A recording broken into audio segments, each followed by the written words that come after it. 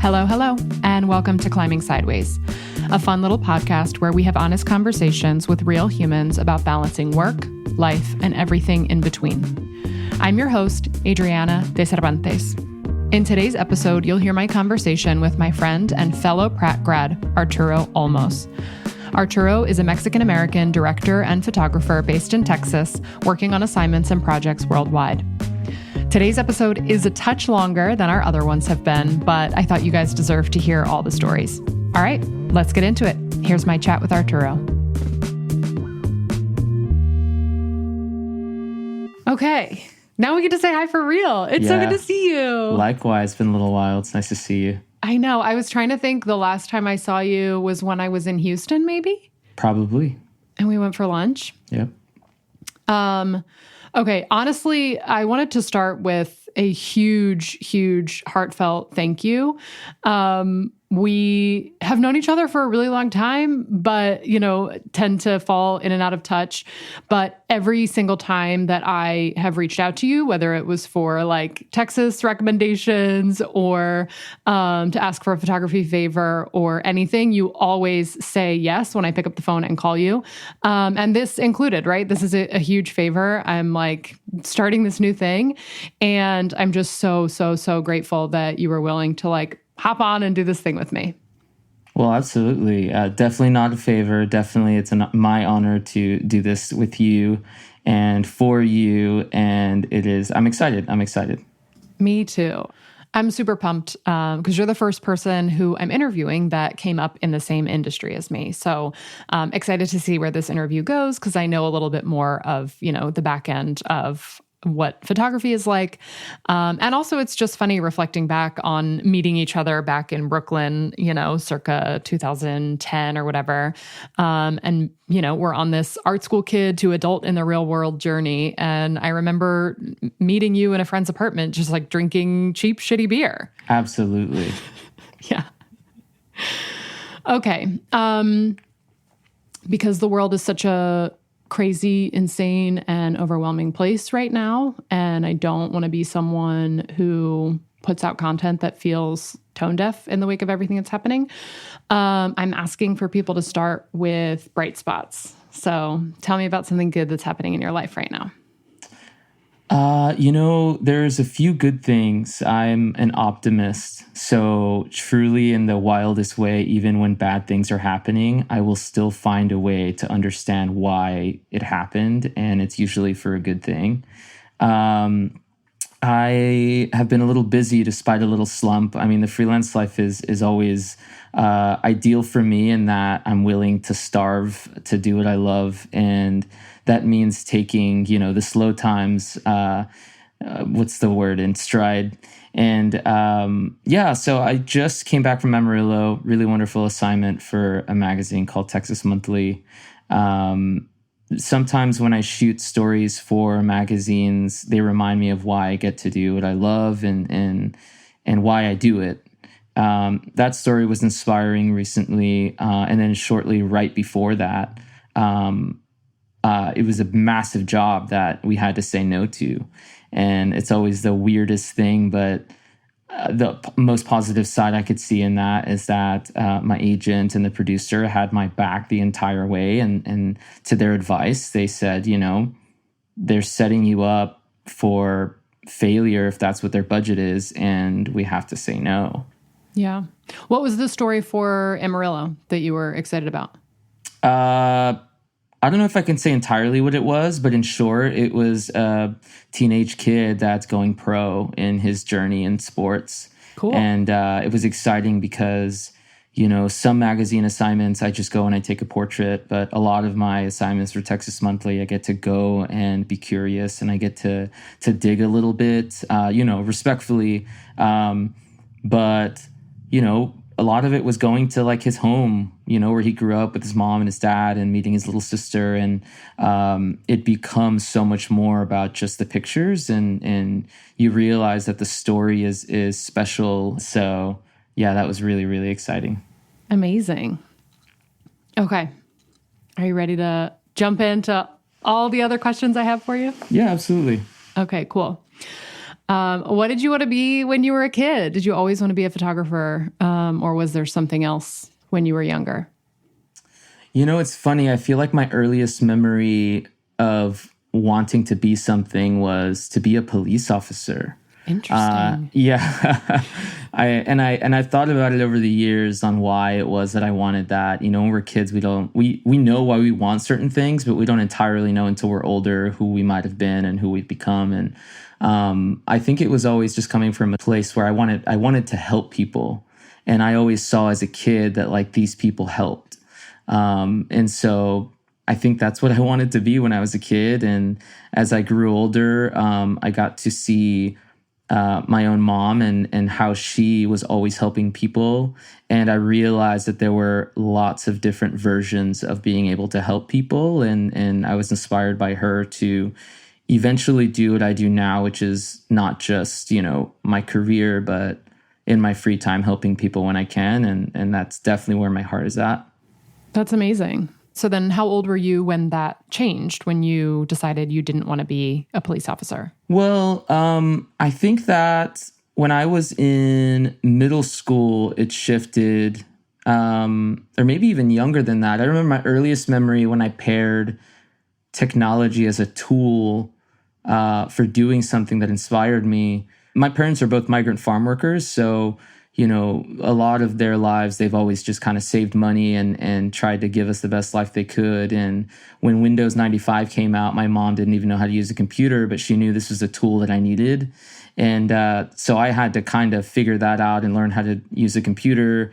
So it was the first time in my family's history that we had been exposed to anything like this. And that wasn't even like the inspiring moment for me. It was when we moved from Florida to Houston, and I wanted to listen to music, but the radio had speakers that needed to be connected, and I didn't know how that worked, but I saw that red goes with red and black goes with black, and I turned on the radio, and that for me was like electricity like going through my body. I was so excited that I got to do something, and I think more than that, it felt empowering that I could fix something. It wasn't exactly broken, but that inspired me. And I think that was the first moment that I knew I wanted to do something with technology.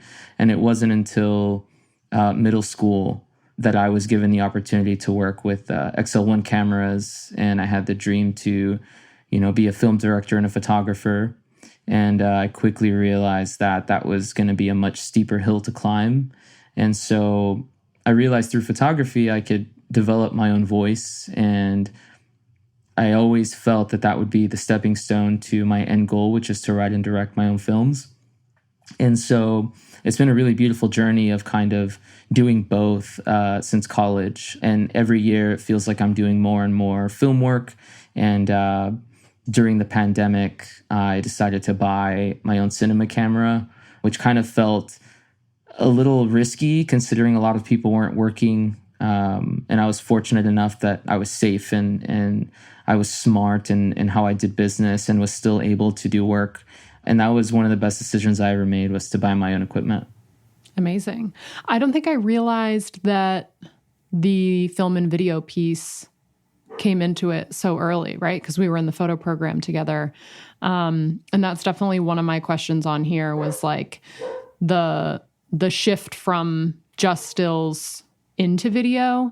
And I would say across the industry, that's become the norm and expected. And I think you're one of the few people I know who do both very, very well. Thank you. And so, yeah, I had no idea that like the film video piece was something you had wanted even since before the Pratt days.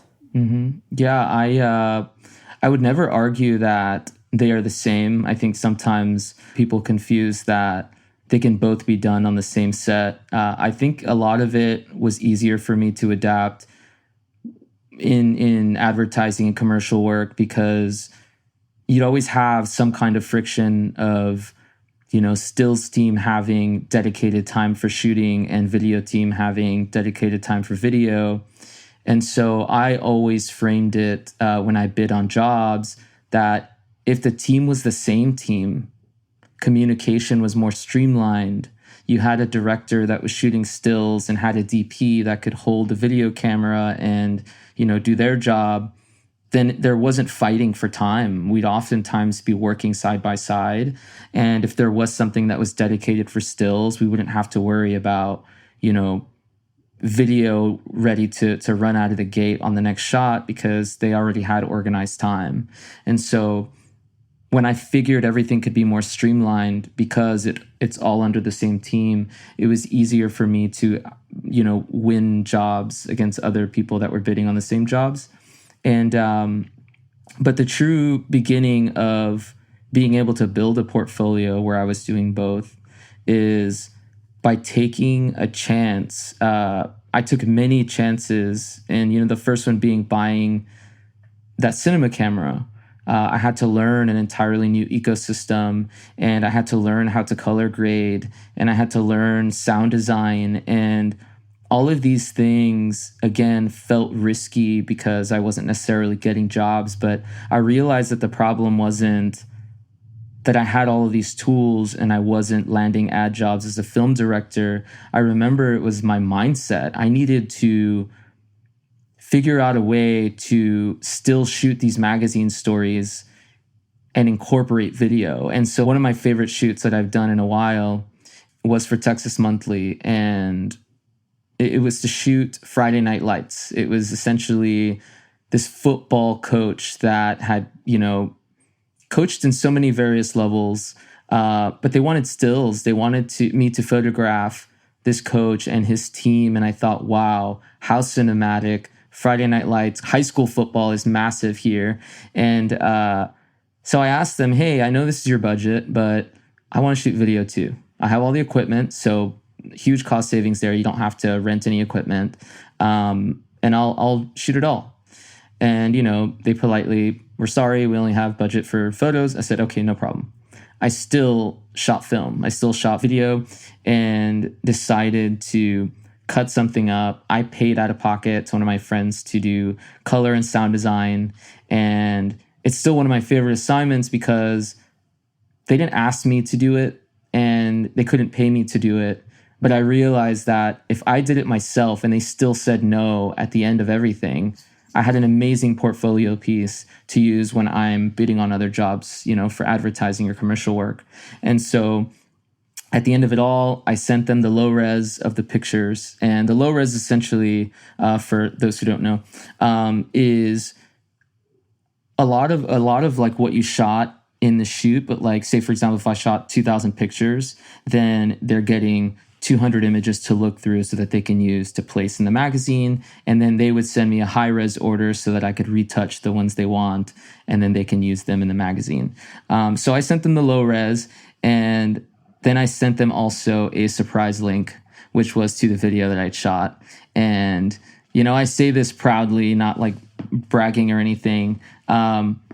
They were blown away. And quite frankly, so was I. I think that I was so proud of having done something and taken initiative. And I realized that that is probably one of the biggest reasons why I get to do what I love to do, is because there are days that I'm definitely exhausted and I don't have any inspiration to go out and test shoot, or even weeks. And I have to remind myself often that it's opportunities like those that reverberate and echo, and eventually I get a moment, whether it's 2 years from now or 3 years from now, when a client sends me a mood board and they're saying, this is what we want.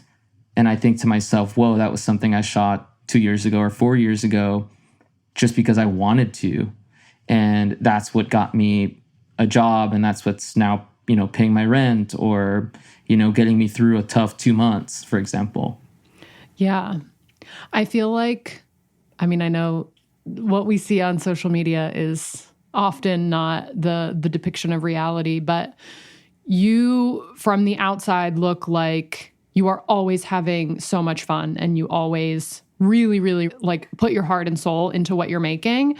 And I'm so impressed with how you're able to do that both in the commercial world and then still make work, how much you're able to just infuse your personality. And like, it's very clear to me from your photos that you're having such a great time doing what you're doing. So, oh, thank you. Yeah. I definitely try to make it feel like it's my voice. I think my priority is always getting across joy and, humanity. And I think in that same respect, there have been assignments that I have been really sad to photograph. I think in that same respect, I always approach things, I don't know if it sounds bad, but I always approach things selfishly. And it's because I had a great mentor who once told me it's not about what the client wants all the time, it's about what I want. And sometimes they don't even know what they want. And, I remember being younger and on set and saying, hey, here's the shot list, like we need to get this shot. And he'd often be like, yeah, no, that's fine, but I'm getting my shot right now. And I remember that a lot because, over the years I've gotten shot lists. I think they're great because they help me align with the client. But, recently I had an assignment to shoot a neighborhood that I grew up in. And there were only maybe 4 or 5 locations that they asked me to shoot. I didn't feel like that would have depicted a great, version of the neighborhood that I wanted to represent well.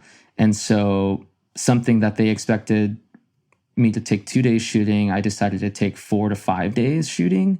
And I included 10 to 13 locations, a lot of them smaller businesses that would have never made it in this magazine if I hadn't decided to go out of my own way to shoot what's not on the shot list.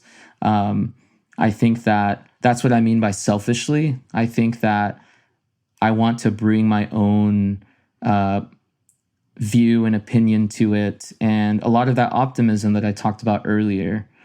Sometimes people want the story to look sad, or they want to get a picture of someone looking sad for impact.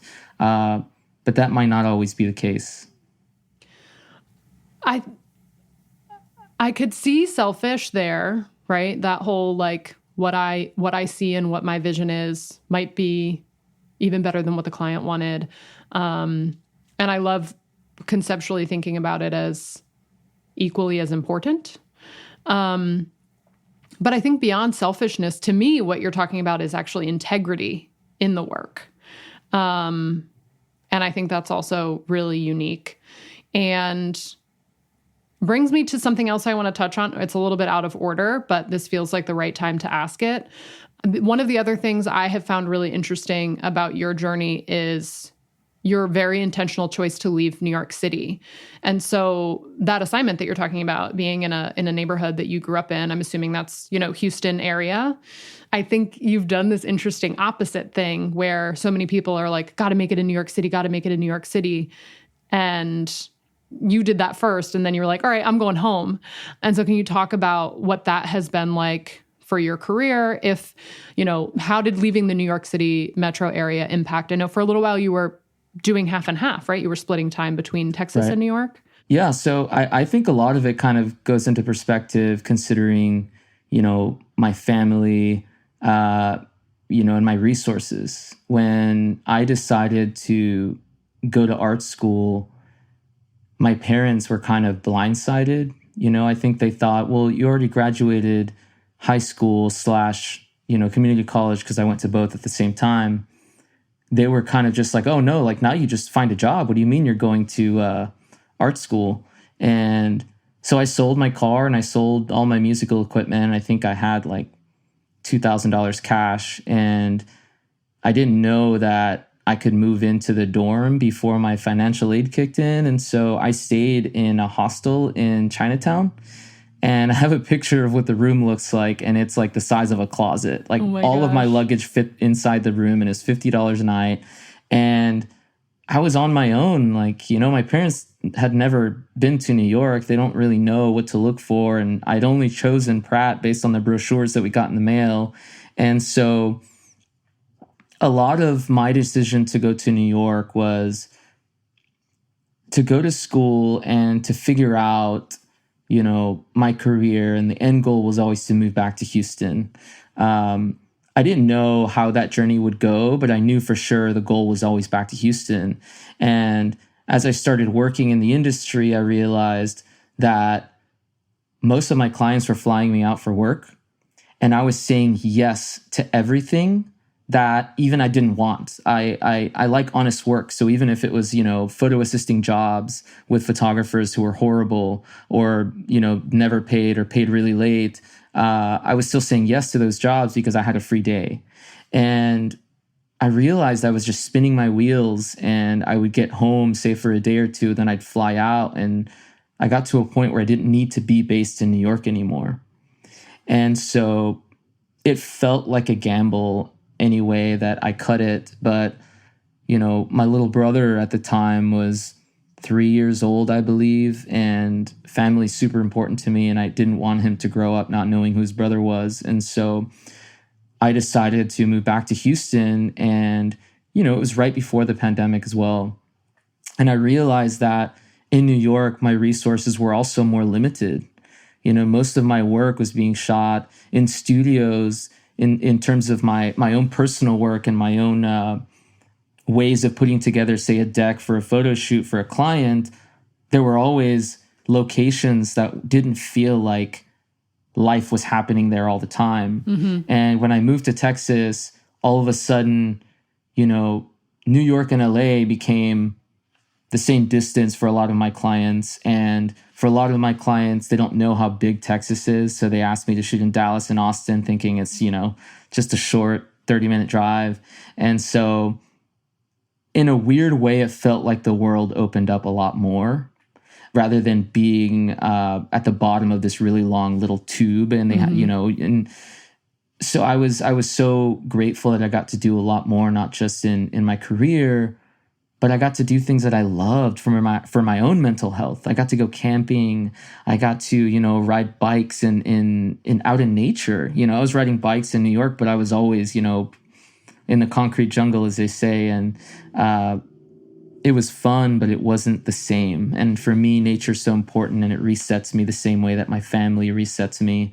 And I wanted to be closer to all of it. And only time for me would tell if my clients would keep calling. And fortunately, most of them have. And my work, I feel like, has become much more personal.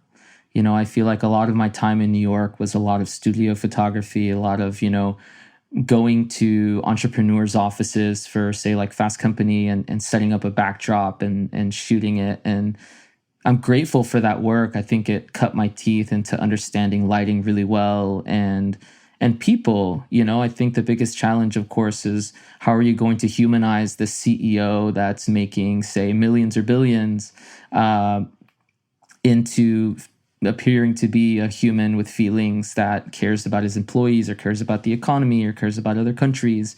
And so, I was worried when I moved to Houston, but I was just following my heart. And I feel like that's what I've been doing in my own career as well. And I realized that I could now say no to a lot more. Ooh, that's such a powerful shift, isn't it? That was a big one for me because, I talked about being able to go camping and spending time with my family.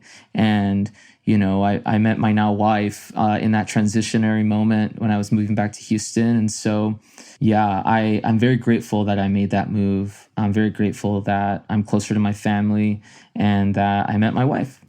I love it. I definitely fully relate to needing to get out of the city. When I finished at Pratt, I was like, I'm gone. And then I got a job in Manhattan and I was like, I guess I got to go back. But I have always said that I need more green and more quiet than I got when I was in the city. I'm also like meant to be hiking, meant to be getting much more fresh air than I got during our time in the city. Absolutely.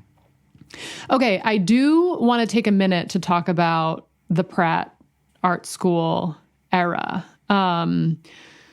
I'm curious what your experience was like there. You said you only applied based on getting a brochure. That's interesting. What was your thought process making the decision to go to art school? And then, how would you describe that 4-year, very intense experience to people who have no idea what it's like to go to art school? Well, I think the funny first thing that I like to share is I had never visited the campus before. And so when I took the train, I got off on the wrong stop. and I had to walk a really long way to get to the campus.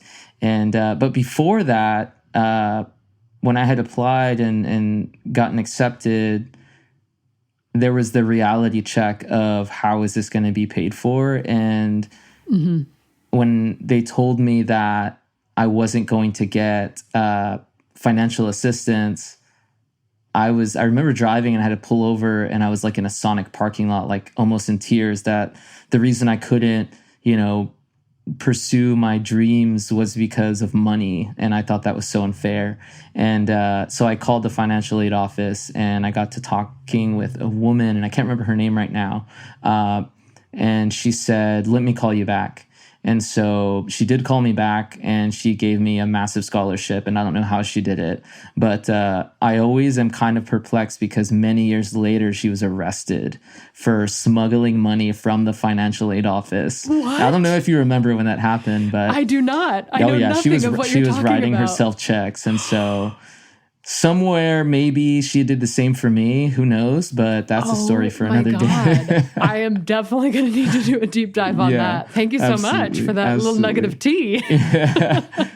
But yeah, and so I mean, art school was incredible for me for so many reasons. I mean, I thought I was like hot shit going to New York, and like I thought my portfolio was great, and it was so embarrassingly bad now looking back.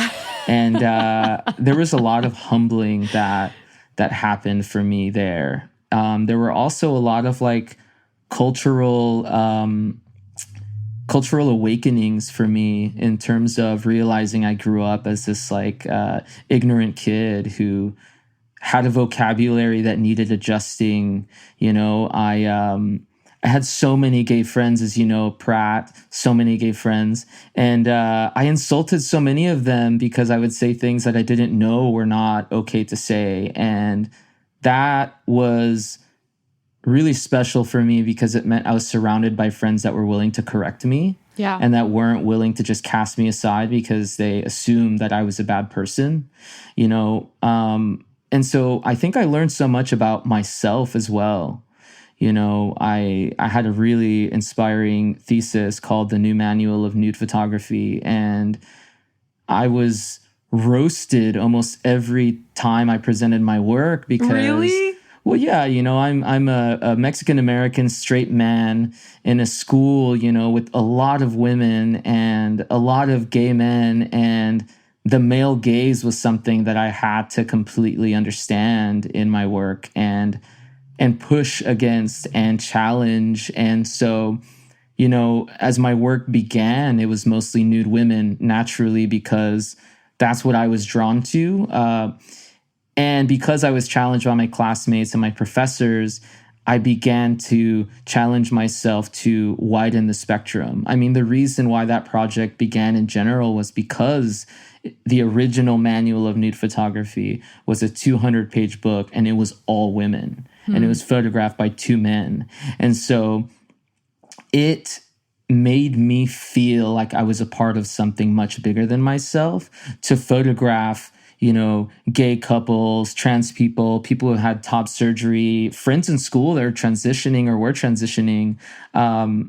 That was so much bigger than me, and it humbled me. And again, the optimist in me always felt like even though I was being dragged in class, like it allowed me to look at myself in a mirror and say, who am I actually? Like, why am I pursuing this project, and what does it mean?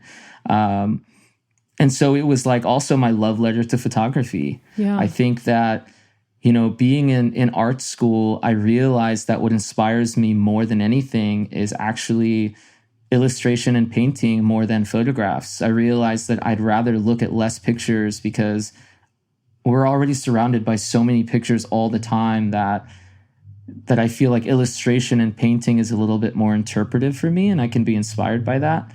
And so I was exposed to so many artists who I still love and know and support, and who still inspire me today. And I got to learn about art history. I don't think I would have ever been exposed to that anywhere else. And to be able to apply so many of those ideas to my own work, I think is special. And Yeah, I think the hardest thing about Pratt, though, was, as you know, it was a traditional art school. It wasn't like SVA or, Parsons, in that a lot of the kids that graduated from there were already like commercial powerhouses that like had a killer lighting sense and, were getting signed to agencies immediately out of graduating college, which I think is a whole nother conversation about agents. But that to me was the hardest thing about graduating Pratt. But luckily I had a great mentor who showed me, the advertising and commercial side of things, the editorial side of working with magazines and licensing and all of these things, which frankly should be taught in art school if you're going for photography, but weren't. Yeah, there was one class, I didn't take it, but the professional practices class that was beginning to be introduced as my time at Pratt was wrapping up. And that, should definitely be required. Yeah, absolutely. Absolutely. I mean, I graduated, well, actually, another funny morsel of knowledge, I think I failed the last elective class that I had. So I still technically walked across the stage with all of my peers, but I didn't get sent a diploma. So I don't even have my degree. Wait a minute, so, you never even went through the process to go and get it? No, because I failed one of the classes. And she's still a great friend. We're friends on Instagram, but this professor failed me because of one of my assignments. And, I don't have any ill feelings against her. She's professional. She's an incredible professor, incredible writer. I respect her decision through and through. But yeah, because I think of that one class, I didn't have enough credits to get my degree. And so that's why I tell people I went to Pratt. I don't tell people, I have a photography degree from Pratt. Oh my God, I had no idea. Yeah. Well, especially the other thing that I was thinking about as you were talking about your thesis project was, this is all new information to me. I really didn't know that, but it's because we weren't the same year, right? Right. So to be in the same place and having like parallel experiences, but I don't even think we had any classes together, did we? No, we definitely didn't. Yeah. So like to come from a similar shared experience, but not actually like be in work together, talking about each other's work, all that kind of stuff, which is its own incredible experience. The episode that's dropping in 2 days on Friday, the time machine of it all, but just had that conversation with someone where I talk about what a gift feedback is. Honest feedback, legitimately constructive criticism, and that separate from making art, that is something that I carry with me every single day. You're making something and you're so in your own head, and the process of actually printing it out, putting it up on the wall, sitting in front of a room of people and hearing them talk about it, the Absolutely. Good, the bad, the ugly, all of it is like really, really, really impactful. And I think it's a thing that more people should have to do, not necessarily with art, but just in general. Right. Absolutely. I mean, I think it's similar to like, writing something and saying it out loud. I think there are versions of the way that we process things. And, I do miss that part of having a community that looks at work with you and asks you about your intention. And I think that not all work that I make is my greatest work. But I think it is definitely always a little step forward into figuring out the next version of me and maybe being in front of the next subject and asking myself what it means to be in front of this person.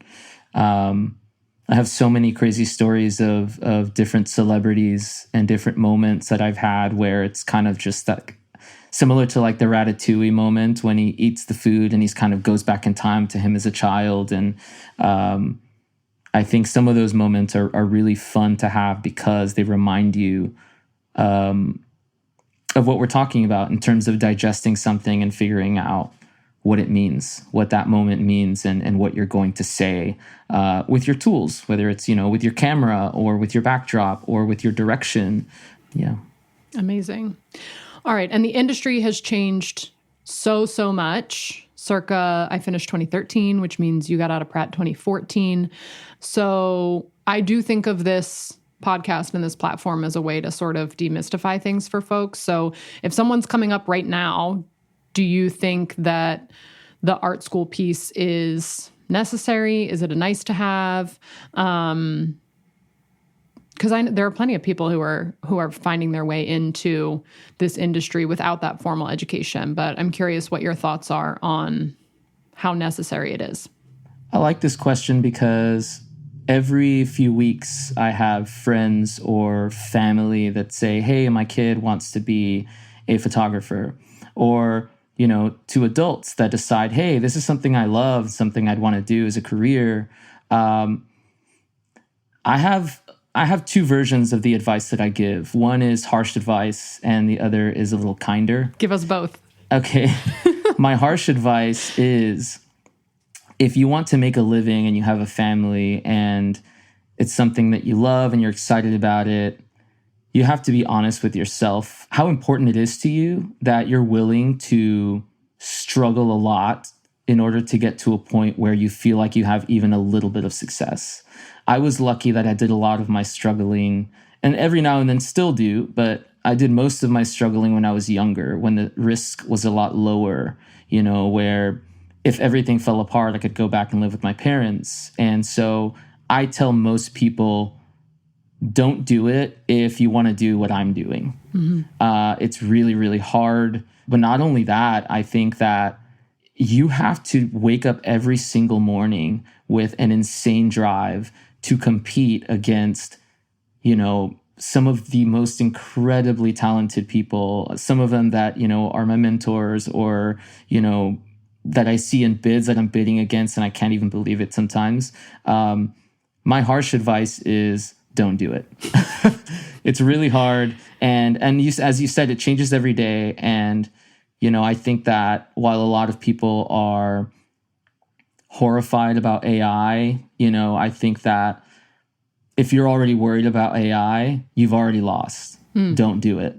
That's a whole nother conversation that we can have. But my good advice is figure out the kind of photographer that you want to be.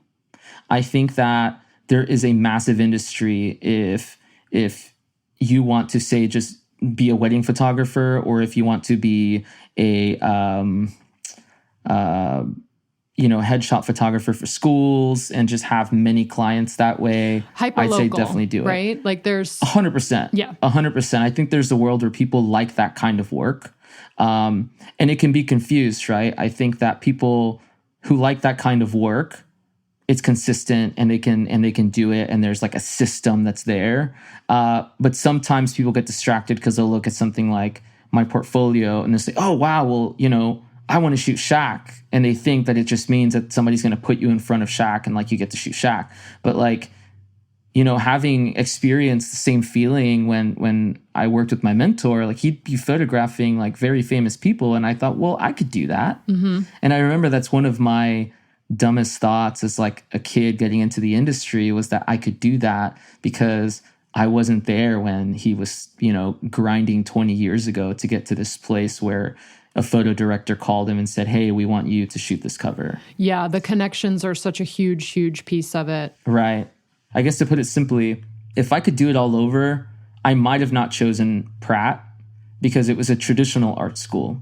I think somebody who wanted to make work for galleries or make photo books or eventually pursue a career at a massive company to be, a photo editor or photo director, I think Pratt's great.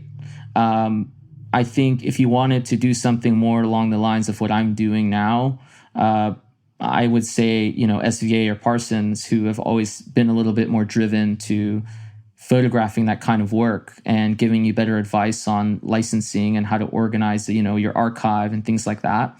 I think if you want to pursue photography, you'll save yourself a lot of time, a lot of heartache, a lot of money if you decide upfront what kind of work you want to make and you pursue that line. Yeah, fantastic advice.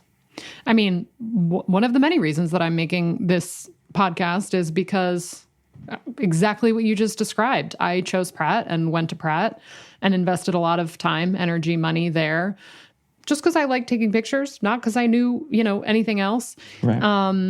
I applied to a bunch of, traditional liberal arts universities, and the only two art schools that I applied to were Pratt, and RISD. That's not true. I also applied to Tisch. I didn't get into Tisch. I got into RISD, and I was choosing between Pratt and RISD. And the decision-making factor for me was RISD's C printing machine broke. Their, traditional color printing machine, and they weren't going to replace it. And that was a thing that I wanted to learn how to do. My high school had a black and white darkroom. And so learning color darkroom was really important to me.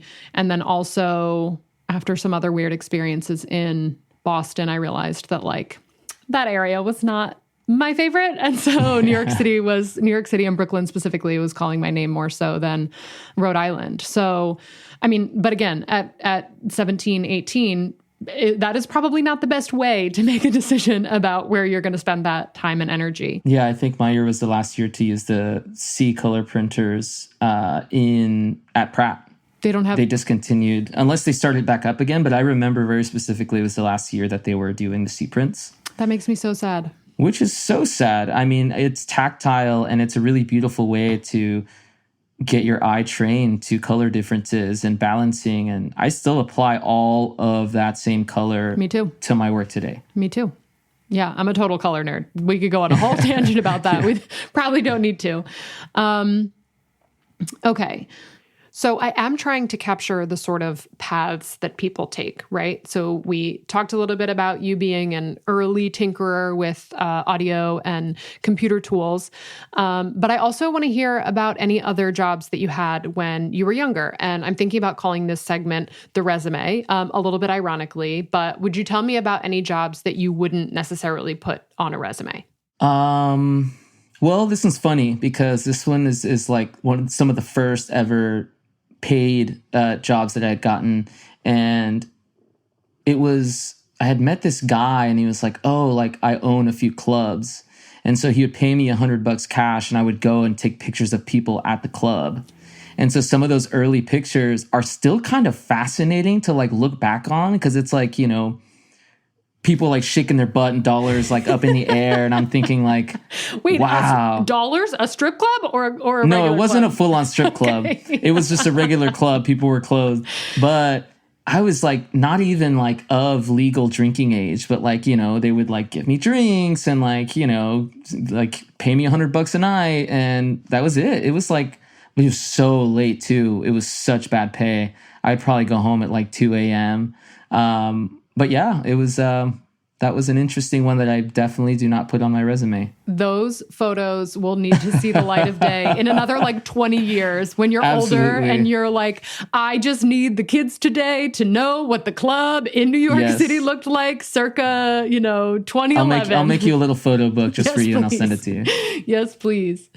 Oh my gosh, that's amazing. Okay. There's another one. Let's hear it. You'll like this one too. Maybe it's a little bit easier to put in.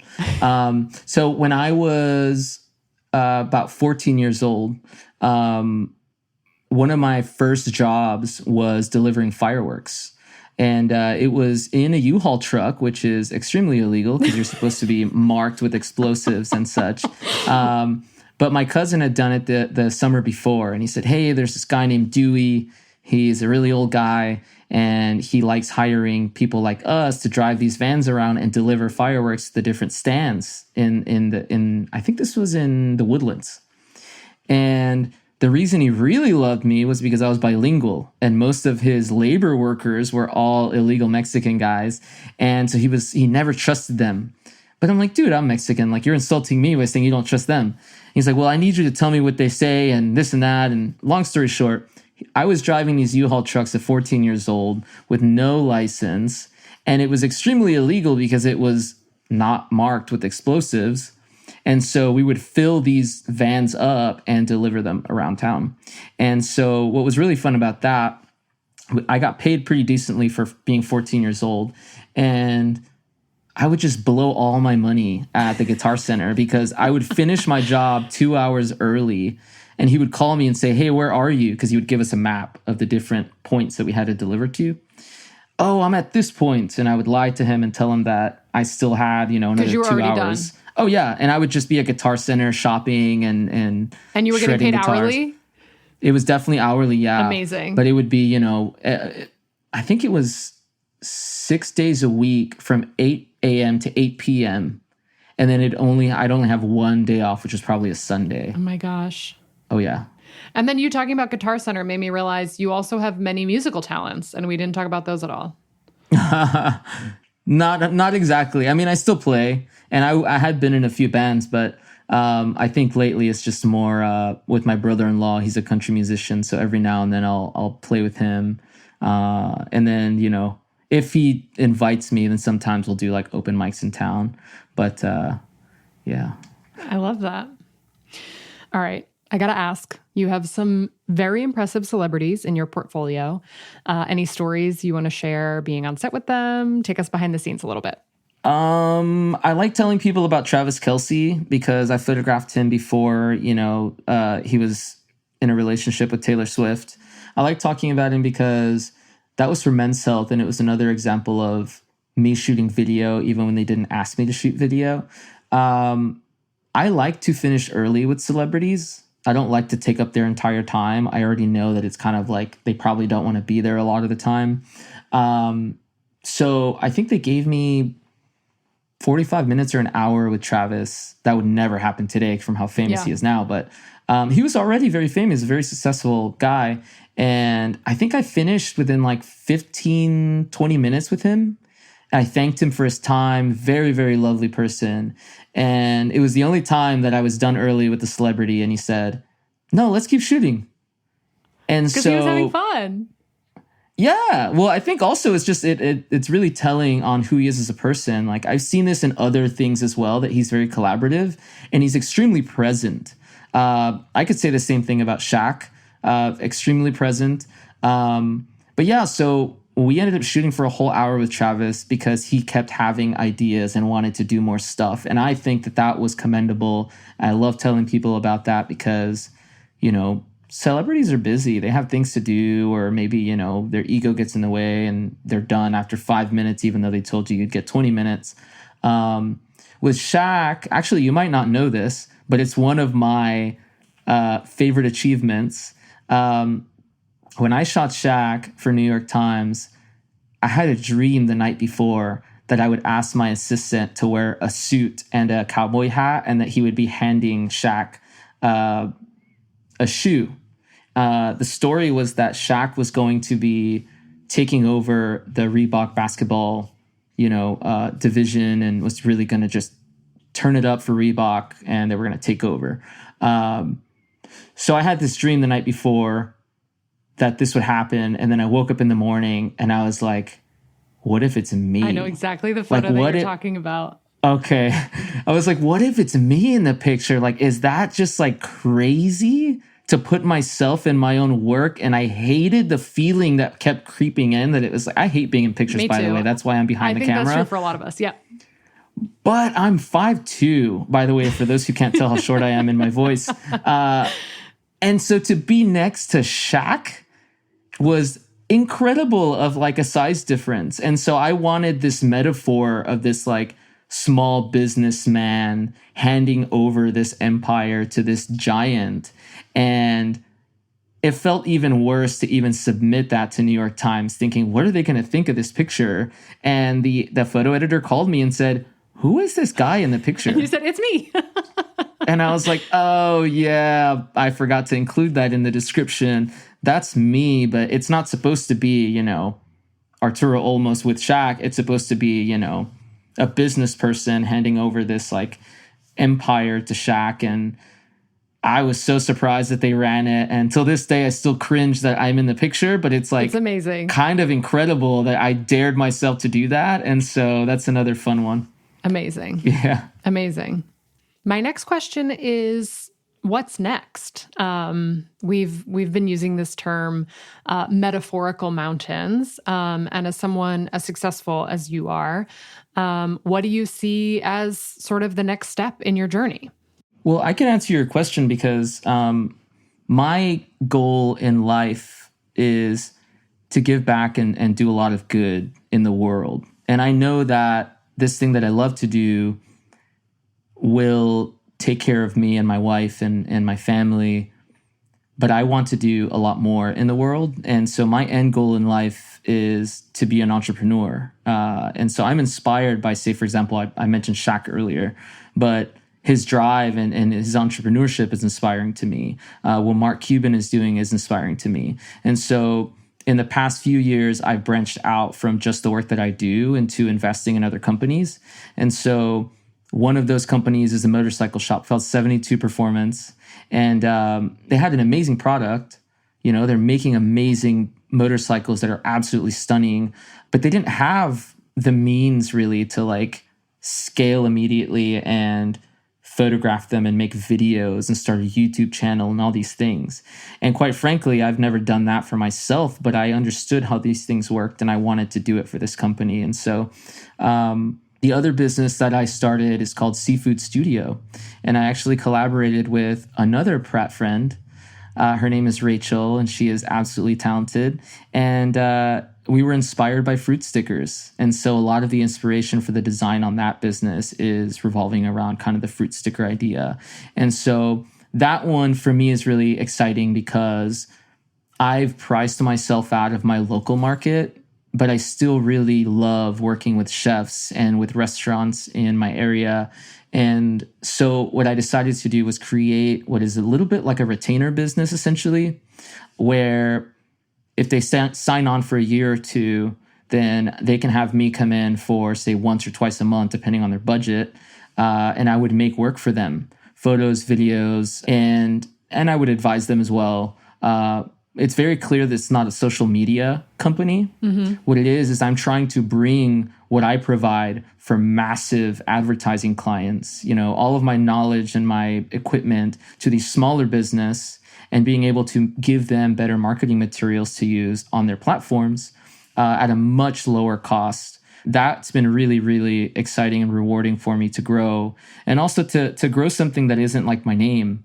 And so, you know, when it's just my name, it's harder to hire people. And so this is an opportunity to give work to editors that I really admire, and other young photographers that have the time to go into these smaller businesses and photograph it, you know, with a little bit of my direction and helping them understand how to grow businesses like these.